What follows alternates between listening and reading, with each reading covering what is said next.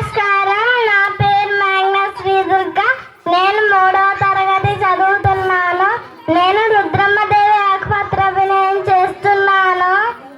రావి అని నేను ప్రజల ధన మాన ప్రాణాలకు ఎంతటికైనా తెగిస్తానని, ముఖ్యంగా ఆడవాళ్ళ కోసం ఎంతటికైనా తెగిస్తానని ప్రమాణం చేస్తున్నాను.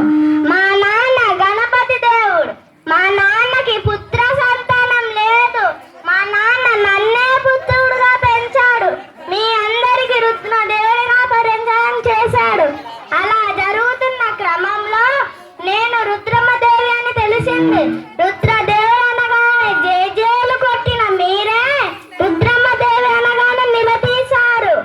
ఏం ఆడవాళ్ళైతే నన్ను ఈ రాజ్యాన్ని గొప్ప స్థాయికి తీసుకురాలేదా? ఈ రాజ్యాన్ని గెలిపియలేదా? ఎన్నో రాజ్యాలను ఓడించలేదా? కానీ కొంతమంది సామంతులు ఒప్పుకోలేదు. వారు నాతో పోటీకి వచ్చారు. వాళ్ళని నేను ఓడించాను. అప్పుడే మొదలైంది నా అద్భుతమైన పాలన. అప్పుడే వచ్చింది ఒక చిన్న గొడవ.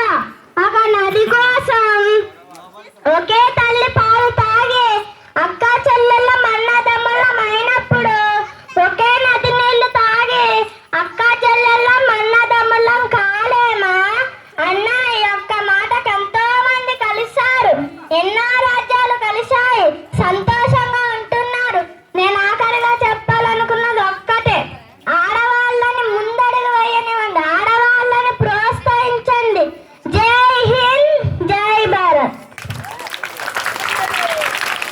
వెరీ గుడ్ మేఘనా, very good, very good. Class కొట్టండి, అందరూ క్లాస్ కొట్టండి ఒకసారి. మరి మరొకసారి మా కార్యక్రమం